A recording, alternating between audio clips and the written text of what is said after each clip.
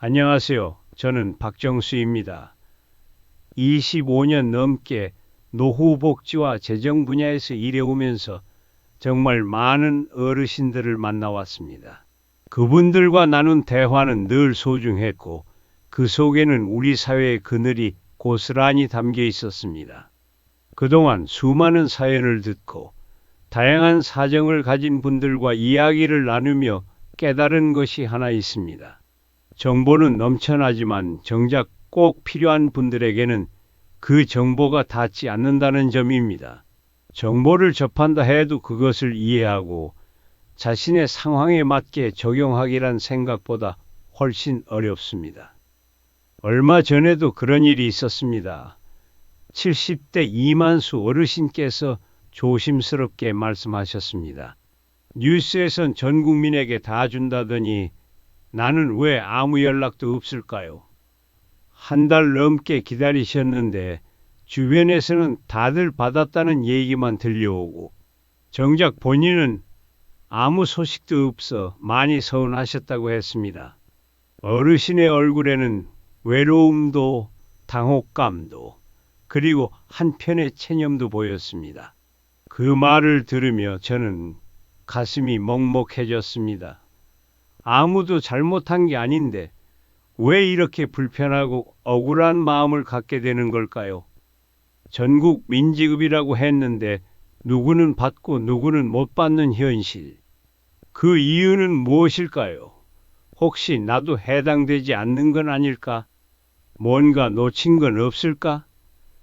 그런 불안한 마음은 누구라도 가질 수 있습니다. 요즘은 정보가 너무 빠르게 돌아가고 종이 안내문보다는 인터넷과 모바일로 전달됩니다. 그런데 이 정보들이 말도 어렵고 글씨도 작고 형식도 복잡해서 내용을 제대로 파악하기가 쉽지 않습니다. 젊은 사람들도 한 번에 이해하기 어려운 내용들이 수두룩하죠. 어르신들께서 이 복잡한 정보들 속에서 자신이 뭘 해야 하는지, 어디로 가야 하는지, 무엇을 챙겨야 하는지를 스스로 판단하는 것은 정말 쉽지 않은 일입니다. 그래서 오늘 저는 그동안의 경험을 바탕으로 이번 민생회복지원금에 대해 아주 쉽고 명확하게 알려드리고자 합니다. 꼭 필요한 분들이 당당하게 혜택을 받으실 수 있도록 마음을 담아 설명드리겠습니다. 이건 단순한 정보 전달이 아닙니다. 어르신 한 분이 억울하게 놓치지 않도록 돕는 일입니다. 특히나 혼자 계시는 분들이나 가족과 떨어져 지내시는 분들은 이런 제도에 대해 더 소외되기 쉽습니다. 저는 그분들이 조금 더 편하게, 조금 더 따뜻하게 살아가시길 바라는 마음으로 이 말씀을 드립니다. 그럼 가장 궁금해 하시는 것부터 말씀드리겠습니다. 이번 민생지원금 과연 누가 얼마나 받을 수 있을까요? 정부는 전국 민지급이라고 발표했습니다. 하지만 실제로는 사람마다 받는 금액이 다릅니다. 일반 국민은 1차로 15만 원, 차상위 계층이나 한부모 가정은 30만 원, 기초생활수급자는 40만 원을 받을 수 있도록 되어 있습니다. 여기서 끝이 아닙니다. 2차 추가 지급도 예정되어 있는데 소득 상위 10%를 제외하고는 대부분 10만 원을 더 받을 수 있습니다. 정리하면 일반 국민은 총 25만 원, 차상위 계층과 한부모 가정은 40만 원, 기초생활수급자는 최대 50만 원까지 받을 수 있는 구조입니다. 그렇다면 나는 어디에 해당할까요? 이 부분에서 많은 분들이 혼란을 겪으십니다. 기초생활수급자는 생계급여, 의료급여, 주거급여, 교육급여 중 하나라도 받고 계신 분입니다. 차상위 계층은 중위소득의 50% 이하인 분들로 1인 가구 기준 월소득이 약 110만 원 이하입니다. 한부모 가정은 부모 한 명이 자녀를 돌보는 가정이며 조부모가 손자, 손녀를 키우는 경우도 여기에 포함될 수 있습니다. 이 세 가지에 해당하지 않는 분들은 일반 국민에 해당합니다. 다만 일반 국민 중에서도 상위 10% 소득자, 즉 1인 가구 기준 월 450만 원 이상인 분들은 2차 지급에서는 제외됩니다. 다행히도 대부분의 어르신들은 이 기준에 해당하지 않으니 크게 걱정하실 필요는 없습니다. 혹시 아직도 나는 어디에 속하는지 모르겠다면 걱정하지 않으셔도 됩니다. 신청을 하실 때 정부가 자동으로 대상 여부를 확인해 줍니다. 복잡한 서류를 일일이 챙기지 않아도 된다는 말이죠. 앞서 말씀드린 이만수 어르신도 기초연금을 받고 계셨음에도 불구하고 자신은 대상이 아니라고 오해하셨습니다. 그런데 실제로는 충분히 지급 대상에 포함되는 분이셨습니다. 이런 오해가 생기는 건 대부분 정확한 정보를 접하지 못하거나 주변에서 잘못된 이야기를 듣고 스스로 포기해버리기 때문입니다. 그래서 지금 이 시간을 빌려 분명히 말씀드립니다. 기초연금, 국민연금, 공무원연금, 사학연금 등 어떤 연금을 받으셔도 이번 지원금은 받을 수 있습니다. 그 다음은 신청 방법입니다. 가장 쉬운 방법은 가까운 주민센터에 방문하시는 겁니다. 신분증 하나만 들고 가시면 됩니다. 컴퓨터를 다룰 필요도 없고 복잡한 서류도 필요 없습니다. 주민센터 직원분들이 친절하게 도와주실 겁니다. 사람이 많을까 걱정되신다면 방문 전에 센터에 전화해서 언제가 한산한지 미리 물어보셔도 좋습니다. 몸이 불편하신 분은 가족이 대신 신청할 수도 있습니다. 이때는 본인 신분증, 가족관계 증명서, 대리인 신분증이 필요합니다. 또 요즘은 인터넷으로도 신청이 가능하긴 합니다. 정부 24나 복지로 같은 사이트에서 할 수 있지만 솔직히 말씀드리면 어르신들께는 조금 어려울 수 있습니다.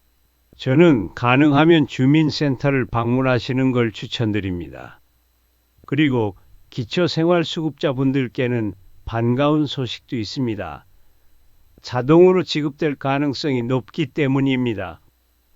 이미 정부가 명단을 갖고 있기 때문에 따로 신청하지 않아도 지급되는 경우가 있습니다. 다만 지역마다 다를 수 있으니 한 번쯤은 꼭 확인해 보시는 걸 권장드립니다. 이제 많은 분들이 궁금해하시는 부분, 바로 이 돈은 어디에서 쓸 수 있는가입니다.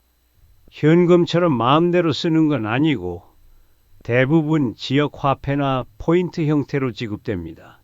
사용 가능한 곳도 정해져 있습니다. 전통시장, 동네 슈퍼, 약국, 병원, 정육점, 생선가게 등 우리 생활과 밀접한 곳에서는 사용할 수 있습니다. 하지만 대형마트, 백화점, 유흥업소, 사행성 업소에서는 사용이 제한됩니다. 이 제도의 목적이 서민 경제와 지역 상권을 살리는 데 있기 때문입니다. 또 하나 꼭 기억하셔야 할 점, 이 지원금에는 사용 기한이 있다는 겁니다. 보통 6개월에서 1년 사이로 정해져 있기 때문에 너무 오래 묵혀두지 마시고 필요할 때 적절히 쓰시는 것이 좋습니다. 사용법도 어렵지 않습니다. 카드처럼 단말기에 긁거나 휴대폰으로 QR코드를 찍는 방식입니다. 혹시 어려우시면 가게 주인분께 도움을 요청하셔도 됩니다. 대부분 친절하게 도와주십니다. 혹시라도 사용 중 문제가 생기거나 궁금한 점이 있다면 언제든 주민센터나 지역화폐 고객센터에 문의하시면 됩니다.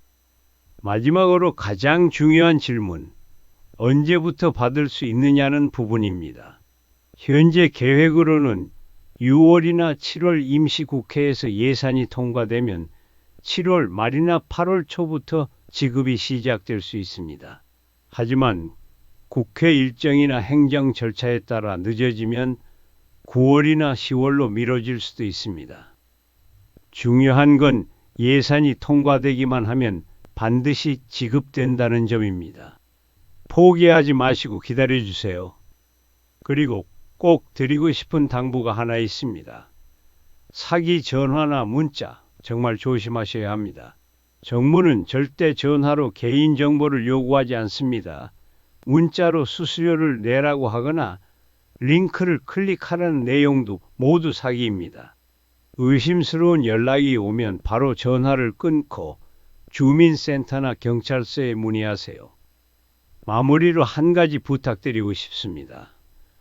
혹시 주변에 이런 정보를 모르고 계신 어르신이 있다면 꼭 알려주세요. 혼자 사시거나 정보에서 멀어진 분들에게는 이 말 한마디가 큰 도움이 됩니다.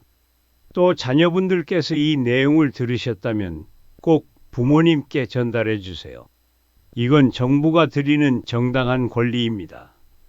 부끄러워하실 필요도 미안해하실 이유도 없습니다. 이번 민생지원금은 여러분의 삶의 작은 숨통이 되기를 바라며 저는 앞으로도 계속해서 필요한 정보를 쉽고 따뜻하게 전해드리겠습니다. 감사합니다.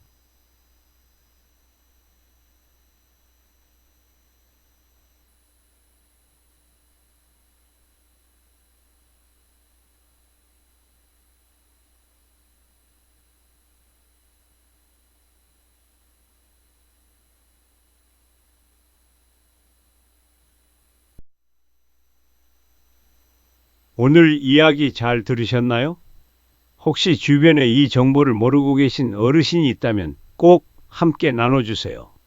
그리고 여러분도 비슷한 경험이 있거나 궁금한 점이 있다면 댓글로 남겨주시고요.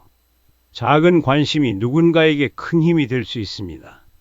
앞으로도 도움이 되는 따뜻한 이야기 꾸준히 전해드릴게요. 좋아요와 구독 꾹 눌러주시면 큰 힘이 됩니다. 감사합니다.